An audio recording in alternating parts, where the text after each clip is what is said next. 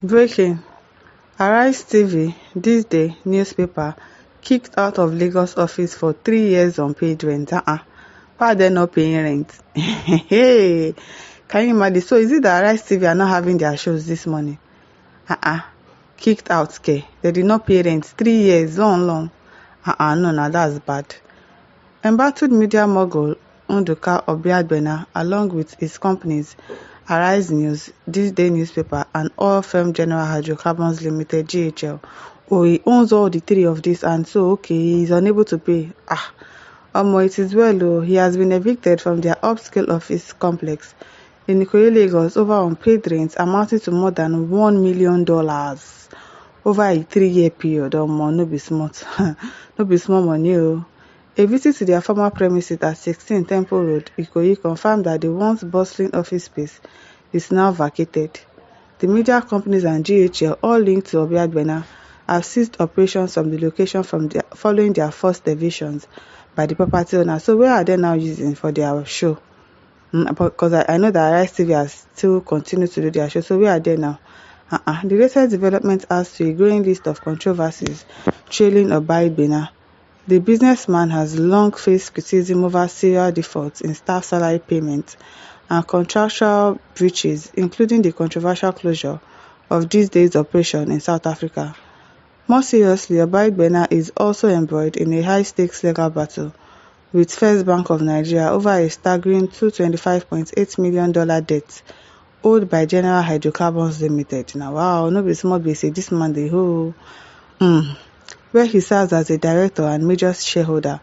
The bank, in court filings, accused GHL and its director of diverting all proceeds and dissipation assets outside the court's jurisdiction.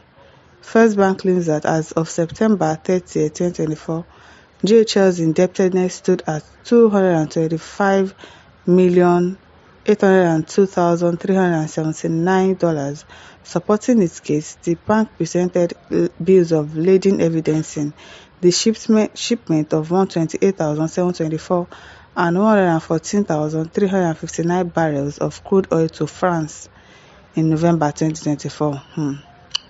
It is well. Transactions, it alleges, were attempts to divert funds. In response to bank claims, a court had frozen the account of General Hydrocarbons Limited. Okay, probably that's why they are unable to pay, because their bank account has been frozen. Probably that's why they cannot pay their money. It is well. The firm boards, including the car Obiagbena, as well as F.A. Damilola Obiagbena and Olabisi Obiagbena, who are believed to be relatives. It is well. Olusegun says, and they can condemn others. Who did they condemn? Chimezie Shedi says, kicked out of office due to rent amounting to over $1 million in Nigeria that uses Naira as their exchange and transaction currency.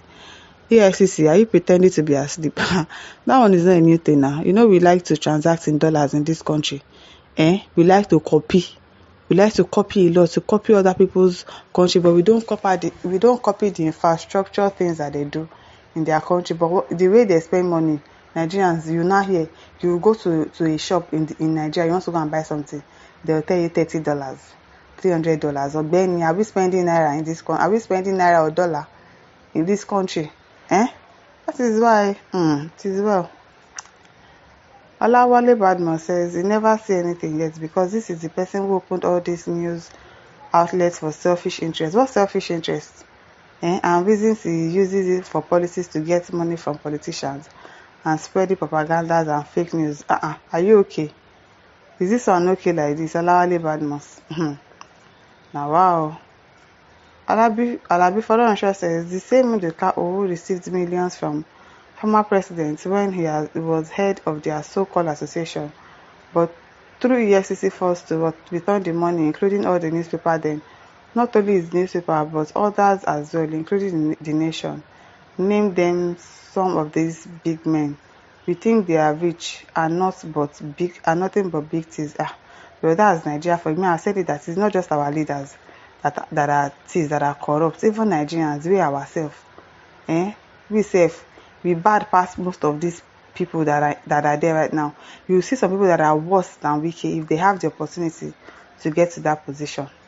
Nigerians sef, our own sef dey our body. Anizeweji says Nigerian politics, those supporting this evil, when table turn will be here. It is well. Emeka Odukwe says, do we have to pay rent in dollars in Nigeria? I wonder. Even if he's owing 3 years rent, I don't know how big the property is. I don't know how big the property is, but that money is much. $1 million for 3 years rent. Wetin happen? That's a lot. That is a lot. Oh, wow. At Anthony says maybe he invested in CBEX. No, they said they froze his accounts. Probably that is why. Olubari Deidua says, I'm sure these stations were closed so that Peter Obi cannot win in 2027. I know now. You don't have to play like that. If they are owing money, let them pay. Let them pay. It is well. Joshua Asune Doglena says, this man has the money, but wickedness no go let am save it.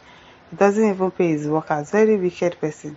And he's just using Rufai and failed deputy aspirant as tools. If he's not paying his workers, so who are those ones that are working in his office? And they've never complained that he's not paying them. I don't understand though. Kola Adebody says Rufai is aware of all these allegations against his oga and his companies and is criticizing others. I don't understand. So he should not do his work. He's doing his job. He's getting paid. Sometimes the problem of your oga is not your problem. You go and do your work. Except they call you to come and put your mouth inside the matter.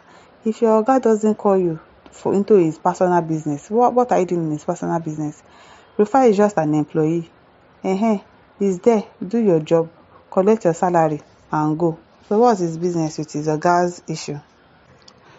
Wilson Christian says Obaidbena is a serial corporate fraudster without any scintilla of dignity. Okay, this is another Igbotic corporate 419 perpetrators building businesses on lies, deceit, and stupendous manipulation can only lead to doom and damnation. This is a typical of Igbo businesses without moral and dignifying foundation. Obaidbena has since run out of Nigeria when he knew he was being sued by First Bank for perpetrating financial fraud worth over 128 million naira. Dollars. You put naira at the back. Engage an Igbo in business at your own peril. Now, why you cannot? I still don't believe that you should generalize. The same way we have some bad people in Igbo, we have them in Yoruba, we have them in Hausa, we have them everywhere, we have them all over the country. So you can't just generalize that if you engage an Igbo person in business, it's at your own peril. Not everybody is the same. Not everybody is the same. It is well. My listeners, over to leave your thoughts. Don't forget to like, to share and subscribe. Thank you for listening. See you some other time. Bye.